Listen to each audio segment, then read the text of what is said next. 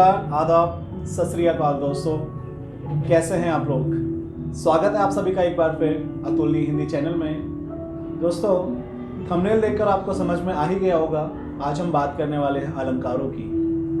अलंकार बोर्ड परीक्षाओं और प्रतियोगी परीक्षाओं में मुख्य रूप से पूछे जाने वाला प्रश्न है। इसलिए मैं आप लोगों के लिए बातों बातों में ही आज अलंकार को समझा देने वाला हूँ। आप लोग जानेंगे कि अलंकार किसे कहते हैं और क्यों इनका प्रयोग किया जाता है। जिस प्रकार नारी अपना श्रृंगार करती है, ठीक उसी प्रकार रचनाकार या मैं कहूँ कवि अपनी कविता को सजाने का कार्य करते हैं। अब हम जान सकते हैं कि कविता को किस प्रकार सजाया जाता है। वह सजाया जाता है शब्दों के माध्यम से, अर्थों के माध्यम से।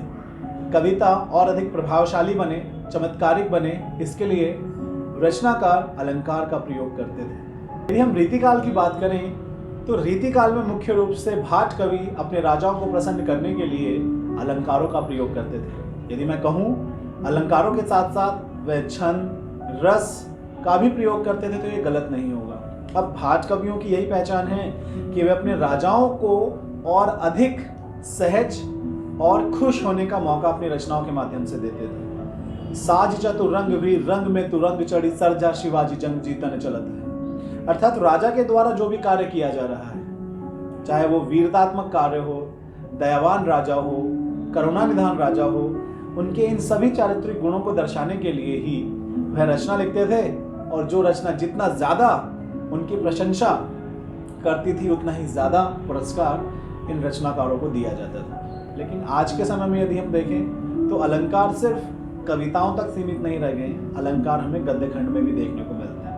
ये और अधिक देरी ना करते हुए वीडियो शुरू करते हैं। और सबसे पहले हम समझते हैं कि अलंकार कहा किसे जाता है। तो अलंकार दो शब्दों से मिलकर के बना हुआ है, अलम और कार। जहां अलम का अर्थ होता है आभूषण, अर्थात जैसा कि मैं आप लोग को पहले भी समझा चुका हूं, महिला भी सजने संवरने के लिए गहने पहनती हैं, है ना, डायमंड पहनती हैं। ठीक इसी प्रकार रचनाकार भी अपने रचना को और अधिक प्रभावशाली बनाने के लिए क्या करते हैं, उनको शब्दों का और अर्थों का एक जामा पहना देते हैं, अर्थात एक कपड़ा पहना देते हैं। कहा भी जाता है अल करोति इति अलंकार, अर्थात जो अलंकृत करे वही अलंकार है। अब अलंकृत का अर्थ क्या होता है? अलंकृत का अर्थ होता है चमत्कार उत्पन्न करना, उसकी शोभा बढ़ाना। तो जिस प्रकार आभूषण नारियों की शोभा बढ़ाते हैं, ठीक इसी प्रकार अलंकार काव्य की अर्थात कविताओं की शोभा बढ़ाने का कार्य करते हैं। अब यदि हम इसी रूप में इनकी परिभाषा देखें तो हम कहेंगे काव्य की शोभा बढ़ाने वाले शब्दों को ही हम अलंकार कहते हैं। तो काव्य क्या है? पद्यखंड। पद्यखंड में क्या क्या आ जाता है? पद्यखंड में बहुत सारी चीजें आती हैं, कविताएं हैं, सोलटे हैं, चौपाई हैं, पद है, साखियां हैं। अब हर कहीं तो हमें अलंकार नजर नहीं आते, लेकिन मुख्य रूप से हमें पद्य और पंक्तियों में अलंकार साफ तौर पर देखने को मिलते हैं। अब अलंकारों के कितने भेद हैं जो मुख्य रूप से परीक्षाओं में पूछे जाते हैं? तो दोस्तों वे हैं टोटल 8। 4 भेद शब्दालंकार से और 4 भेद अर्थालंकार से। तो दोनों को मिला दिया जाए तो ये हो जाते हैं 8। आइए इन 8 अलंकार को हम एक एक करके पढ़ते हैं और समझने की कोशिश करते हैं कि इनके पीछे के नियम क्या हैं। तो सबसे पहले यदि हम बात करें शब्दालंकार की, तो शब्दालंकार के आज हम 4 भेद पढ़ने वाले हैं। शब्दालंकार कहते हैं ऐसा अलंकार जहां शब्द के आधार पर काव्य में चमत्कार उत्पन्न होता है, उसको हम शब्दालंकार कहते हैं। अब सबसे पहला जो भेद है वो है अनुप्रास अलंकार।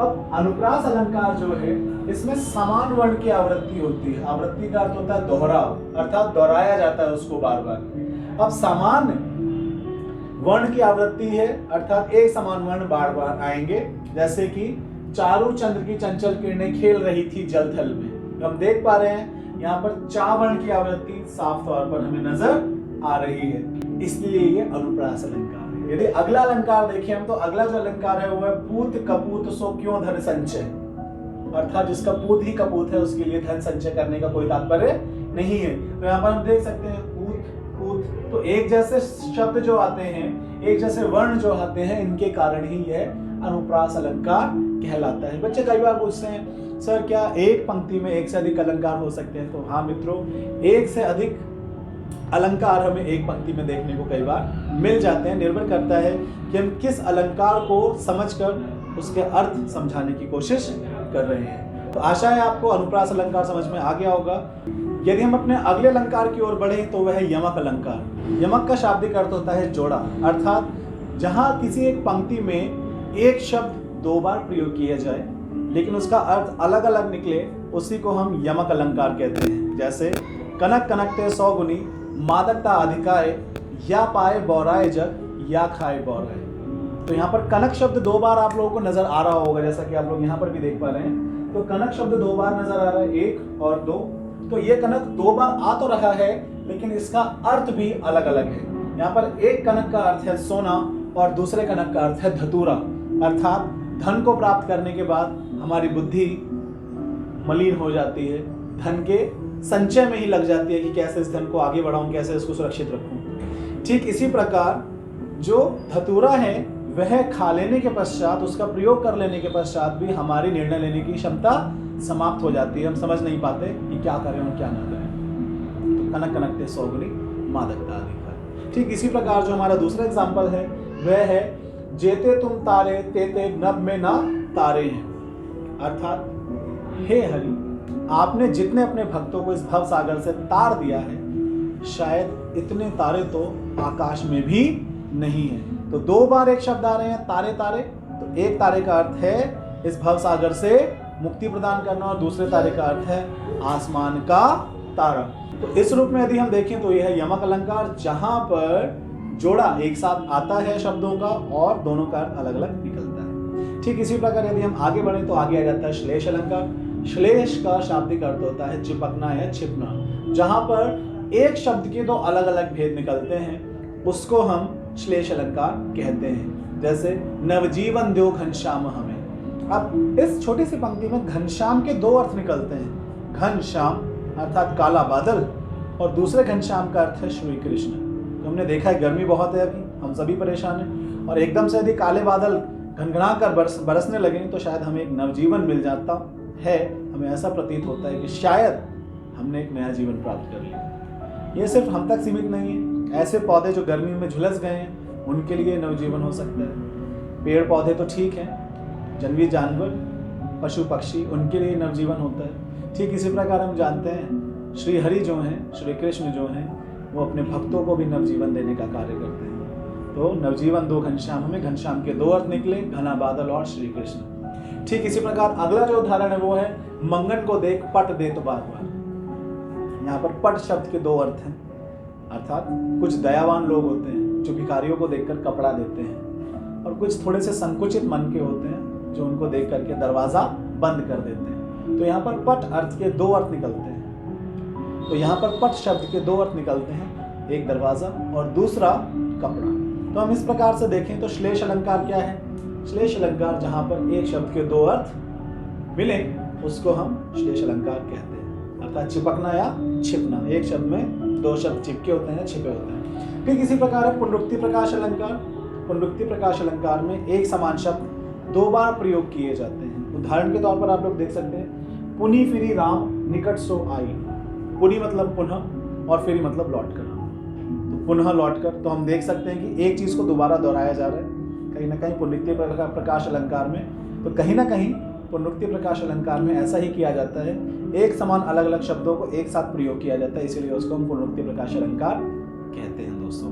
तो इस प्रकार हमने अर्थालंकार के चार भेद पढ़े, अनुप्रास, यमक, श्लेष और पुनरुक्ति प्रकाश अलंकार। आइए अब हम आगे बढ़ते हैं अर्थालंकार की ओर और अर्थालंकार के अन्य चार भेदों को हम समझते हैं और जानते हैं कि इसके क्या मुख्य नियम हैं और किस प्रकार इनको याद रखा जा सकता है। दोस्तों मेरा आग्रह है कि आप वीडियो देखने के पश्चात जरूर अपनी एक प्रैक्टिस बुक लेकर के बैठें और समझने की कोशिश करेंगे किस अलंकार को हमें किस प्रकार समझना है। उसमें भी यदि कोई समस्या है तो प्लीज़ कमेंट करें वीडियो में, जिससे कि मैं आप लोगों के लिए एक और वीडियो बना सकूं जिसमें आप मुख्य रूप से यह समस्या समाधान वीडियो रहेगी अलंकार की। जिन छात्रों को, जिन दोस्तों को वीडियो समझ में नहीं आई है या अलंकार समझ में नहीं आते हैं, मैं और सरल तरीके से मैं आप लोगों को समझाने की कोशिश करूँगा। उपमा अलंकार। तो उपमा अलंकार की यदि हम बात करें, अर्थालंकार का पहला अलंकार है उपमा अलंकार। उपमा अलंकार में समान गुणधर्म की तुलना की जाती है और इसके जो कुछ शब्द हैं, अब मैं आप लोगों को कीवर्ड बताऊंगा। अर्थालंकार में हमें कीवर्ड देखने होते हैं कि वहां पर कैसे कीवर्ड हैं। और उसी हिसाब से हम उस अलंकार को बता सकते हैं। जैसे उपमा अलंकार में जो शब्द आते हैं वो होते हैं सा, सी, से, ऐसा, वैसा, जैसा या सरिस। इस प्रकार के शब्द हमें जहां मिल जाए, सा, सी, से, ऐसा, वैसा, जैसा या सरिस, वहां पर हम उसको उपमा अलंकार कहते हैं। जैसे हरिपद कोमल कमल से, तो यहाँ पर उपमा और उपमान की तुलना की जाती है, अर्थात जिसकी तुलना की जा रही है और जिससे की जाती है। अब किसकी तुलना की जा रही है? तो की जा रही है हरिपद की। तो हरिपद क्या है? उपमेय है। किससे की जा रही है? कमल से। तो कमल क्या है? उपमान है। जिससे तुलना की जाए उपमेय, जिससे की जाए उपमान। तो जिसकी, जिससे, यहाँ मुख्य रूप से ये देखने को मिलता है। पीपल पात सरिस मंडोला, तो सरिस का अर्थ है समान।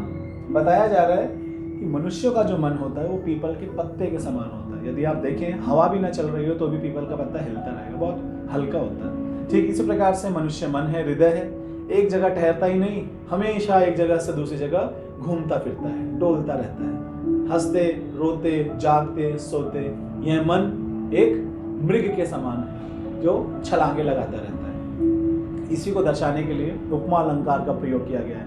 मनुष्य मन की तुलना पीपल के पत्ते से की गई है। तो मनुष्य मन हुआ उपमेय और पीपल का पत्ता हुआ यहाँ पर उपमान। ठीक इसी प्रकार से आपने कक्षा 9वीं में कविता पढ़ी होगी एक फूल की चाह। उसकी अंतिम पंक्तियों में एक छोटी सी पंक्ति आई है, वो है हाय फूल सी कोमल बच्ची हुई राख की ढेर। सुखिया की बात यहाँ पर की जा रही है। तो सा सी से सी आ गया यहाँ पर, फूल सी किसकी तुलना की जा रही है? हाय फूल सी कोमल बच्ची की तुलना की जा रही है। किससे की जा रही है? फूल से की जा रही है। तो हम देख सकते हैं बच्ची की तुलना फूल से। किसकी तुलना की जा रही है? बच्ची की तुलना। तो बच्ची है उपमेय और किससे की जा रही है? फूल से। तो क्या बना ये बन गया उपमान। समझ में आ रहा है? तो ठीक इसी प्रकार से उपमेय अलंकार में, तो उपमेय अलंकार में क्या होता है? उपमेय और उपमान को दर्शाने की कोशिश की जाती है। आइए अगले अलंकार की ओर बढ़ते हैं। हमारा अगला अलंकार है रूपक अलंकार। रूपक अलंकार जो है मुख्य रूप से अभेद आरोप करने का कार्य करता है। जैसे हम कई बार कहते हैं चरण कमल बंदो हरि राई। यदि मैं इसको यहां लिख भी दूं तो गलत नहीं होगा। चरण कमल बंदो हरि राई, हरि राई। तो यहां पर आप देख पा रहे होंगे चरण कमल, अर्थात चरण कमल है या कमल चरण है, कुछ पता नहीं चल पा रहा है। रूपक अलंकार में अभेद आरोप किया जाता है, पता ही नहीं चलता क्या उपमेय उपमान है या उपमान उपमेय है। इसी को दर्शाने के लिए रूपक अलंकार का प्रयोग किया जाता है। ठीक इसी प्रकार जैसे हम कह सकते हैं मैया मैं तो चंद्र खिलौना ले हूं। अब ये जो चंद्र खिलौना है ये क्या है? क्या खिलौना चंद्र है या चंद्र खिलौना है? कुछ पता नहीं चल रहा है। अभेद आरोप किया जाता है, इसीलिए यह रूपक अलंकार है। ऐसा हम कह सकते हैं अंबर पनघट में डुबो रही तारागढ़ उषा नागरी। तो हम देख रहे हैं अंबर पनघट, अंबर जो है आकाश जो है पनघट के समान है, पनघट जहां से पानी भरा जाता है। तो आकाश पनघट है या पनघट आकाश है, कुछ पता नहीं चल रहा है। इसकी एक छोटी सी ट्रिक यही है कि अधिकतर रूपक अलंकारों के उदाहरणों में योजक चिन्ह का प्रयोग किया जाता है। 9 में से 8 उदाहरणों में आपको ये योजक चिन्ह नजर आएगा। जहां ये जो शब्दों के बीच में योजक चिन्ह नजर आए मुख्य रूप से वह कहीं ना कहीं रूपक अलंकार की ओर संकेत कर रहा होता है। हमारा जो अगला अलंकार है वो है उत्प्रेक्षा अलंकार। उत्प्रेक्षा अलंकार की जो ट्रिक है उसमें क्या है? उसमें आ जाता है मानो मनु जानो जनु ज्यों त्यों। मानो मनु जानो जनु ज्यों त्यों। तो इस प्रकार के शब्द जहां पर आपको नजर आए वहां पर उत्प्रेक्षा अलंकार होता है। उत्प्रेक्षा संभावना को दर्शाने का कार्य करता है। जैसे हम कहें उसका मुख चंद्रमा के समान है, तो मानो शब्द यहां पर आ गया, मैंने अंडरलाइन भी किया हुआ है, देखो मानो। तो मानो शब्द हम संभावना को दर्शा रहे हैं कि सीता का मुख चंद्रमा के समान है। तो जहां पर मानो मनु जानो जनु ज्यों त्यों इस प्रकार के शब्दों का प्रयोग किया जाए जिन पंक्तियों में, वहां पर उत्प्रेक्षा अलंकार में मुख्य रूप से देखने को मिलता है। अगला अलंकार है हमारा अतिशयोक्ति अलंकार। अतिशयोक्ति अर्थात जहां पर बातों को हवा में उड़ाया जाता है, चीजों को बढ़ा चढ़ा करके बताया जाता है ना। राणा ने सोचा इस पार तब तक घोड़ा था उस पार, या हनुमान की पूंछ में लगन न पाई आग, लंका शीघ्र जल गई, गए निशाचर भाग। तो इस रूप में भी हम देख सकते हैं 2 उदाहरण हैं। अर्थात जब रावण के निशाचरों ने हनुमान जी की पूंछ में आग लगाई थी तो हनुमान जी ने क्या उत्पात मचाया था लंका में। सारी लंका को जला दिया था। लेकिन दर्शाया ये जा रहा है कि सारी लंका तो जल गई, लेकिन हनुमान जी की पूंछ का एक बाल भी बाका नहीं। तो हम देख सकते हैं यहाँ पर बातों को कितना बड़ा चढ़ा करके दर्शाया जा रहा है। ठीक इसी प्रकार राणा ने सोचा इस पार, तब तक घोड़ा था उस पार। तो राणा का जो घोड़ा था चेतक, किस प्रकार उन्होंने दो पहाड़ियों के बीच की खाई को बड़ी ही सरलता से पार कर लिया था। राणा सोच ही रहे थे, इतनी देर में तो 22 फीट की खाई को चेतक झट से पार कर गया था। तो हम देख सकते हैं बातों को जहाँ हवा दी जाती है, बड़ा चढ़ा करके दर्शाया जाता है, उसको हम अतोशयोक्ति अलंकार कहते हैं। तो दोस्तों, इस प्रकार मैं इस पाठ को आज यहीं समाप्त करना चाहूँगा। यदि आपको वीडियो पसंद आई तो अवश्य चैनल को सब्सक्राइब करें, वीडियोस को लाइक करें, शेयर करें, और हाँ, कमेंट करना ना भूलें कि आपको वीडियो का कौन सा हिस्सा सबसे बेहतर लगा, या किस हिस्से में कुछ कमी रह गई, ये हमें बताएं। या अगली वीडियो आप कौन सी देखना चाहते हैं, ये भी आप बता सकते हैं। दोस्तों से प्रार्थना करना चाहूँगा कि आप लोग वीडियो देखते हैं लेकिन सब्सक्राइब नहीं करते हैं। सब्सक्राइब ज़रूर करें, इससे हमें प्रोत्साहन मिलता है। ठीक इसी प्रकार मैं आप लोगों के लिए आगे भी वीडियोज़ लाता रहूँगा। आज के लिए इतना ही। जय हिंद जय हिंदुस्तान दोस्तों, जय हिंद जय हिंदुस्तान।